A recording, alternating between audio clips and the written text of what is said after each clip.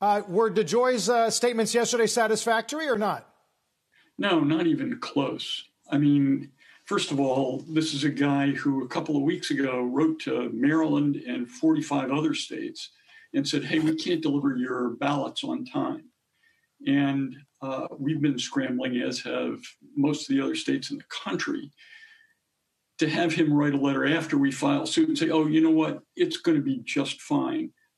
I don't trust him. And I think he's got to do more than write us a letter filled with all kinds of qualifiers and weasel words. If they want to make this lawsuit go away, we can reach a settlement quickly, but we've got to have much clearer assurances that they're not going to continue to try to disrupt the election. We're being joined this morning as well, Mr. AG, by the AG of Massachusetts, Maura Healey. Maura, thank you for your time as well. I'll turn to you on the phone and ask about sort of the coordinated efforts between the state AGs and how that's going to make it any different than any single state, for example, filing a federal lawsuit.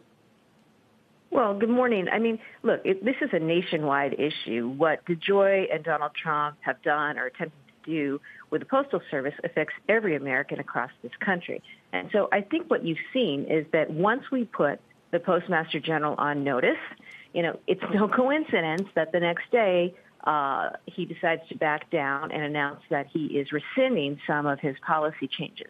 That's good, and I think that's the power of state AGs collectively taking action. And we're just going to keep the pressure on because, you know, you're messing around right now with people's ability to get their Social Security checks, you know, their prescription drugs. I mean, you've told the story. We know this is a now problem, and it certainly is a problem to the extent it involves them mucking around with undermining or attempting to thwart election results in their favor by messing around with the Postal Service. So, Attorney General Frosch, it's John Fort. Good morning. Is this lawsuit about the timing of these Postal Service actions these weeks and months before the election, or about the substance of them? Because a lot of people would argue the Postal Service needs to be changed for efficiency and solvency reasons. It's about both, John. Number one, the timing is not just suspect. Donald Trump has made it very clear that he will not fund the Postal Service because he doesn't want states to have mail-in elections.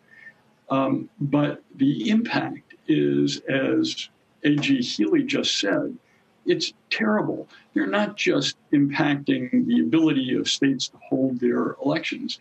They're hurting innocent bystanders, the folks who are expecting their Social Security unemployment checks in the mail, the folks who are waiting for their medications. And we've had complaints from Marylanders across the board saying, I can't get medicine that I need in order to breathe.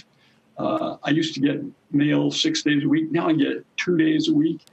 The changes are really an attempt to undermine the Postal Service. And it seems like the objective is to cause people to lose confidence in the ability of the states to have their elections run smoothly in November, and perhaps to cause people to lose confidence in the results, because Donald Trump, I think, at this point is afraid he's going to lose.